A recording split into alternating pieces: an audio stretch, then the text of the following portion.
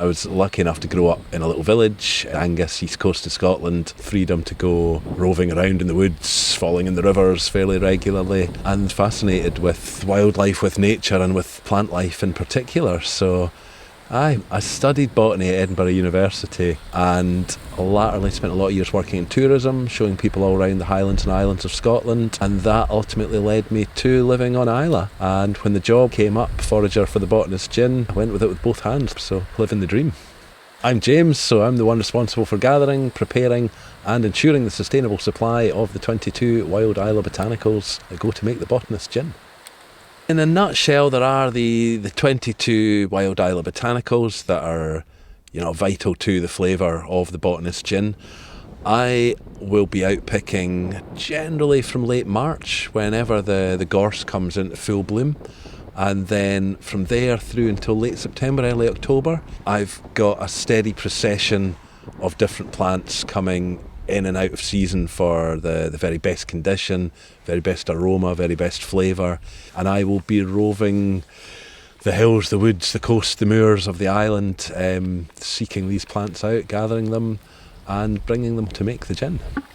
Some of them can be picked over quite a wide season, so things like apple mint, spearmint, really from when they come up in spring until they begin to die off at the end of the summer. If and when I come across them, then I'll bring some in. Others, for instance hawthorn, it's quite a narrow window these will be in flower, these will be at their best, so I have to be very focused, make sure I get them at that time. One of the challenges that I have is the climate. Islay and the west of Scotland in general, stunning as it is often not the driest place in the world. And it really is very important, not only that I'm bringing the botanicals in when they're at their very best as far as the condition they're in, the time of year, to maximise the flavour, the aroma, but equally to bring them in dry. I would be concerned to bring anything in a bit damp. Things like the mints, the birch, that then ran the chance of spoiling before it had a chance to dry. We'd be losing the quality, the flavour, and also sacrificing a lot of time put into picking it. From the very beginning, sustainability was at the heart of the recipe. It was at the heart of plans for the Botanist.